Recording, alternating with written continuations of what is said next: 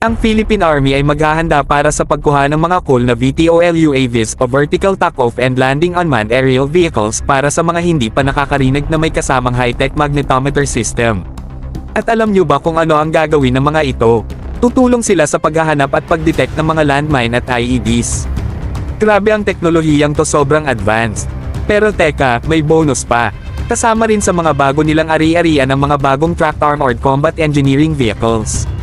Ang mga bihimo na ito ay magbibigay ng tulong sa engineering sa mga regular combat units. Parang superhero team up, hindi ba mga bro? Ngayon, heto ang kiliti ng balita mga bro. Lahat tayo'y nagtatanong kung ang mga UAVs na bibilhin nila ay mga commercial models. Hindi nagbigay ng detalye ang specs kaya kailangan nating abangan. Pero isipin nyo ang mga posibilidad.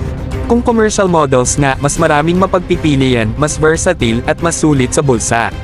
Panalo mga bro, ang pinakabagong VTOL UAVs na umangat sa langit, bitbit ang malakas na magnetometer systems, sinisilip ang lupa para hanapin ang mga nakatagong landmine at IEDs. Habang nagaganap yan, ang mga tracked armored combat engineering vehicles ay nasa labas, nagbibigay ng matitinding suporta sa engineering sa ating mga tapang na sundalo sa harap ng laban.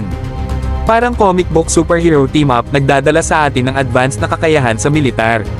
Ang mga pag-unlad na ito sa teknolohiya ay nagpapakita ng determinasyon ng Philippine Army na manatiling nangunguna at bigyan ng pinakamahusay na kagamitan ng ating mga puwersa.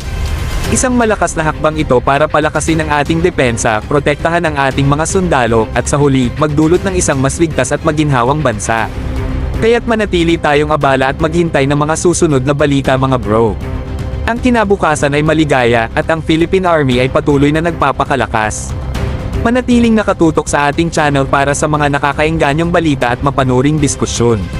Huwag kalimutan mag-like at mag-subscribe para maging bahagi ng ating ugnayan.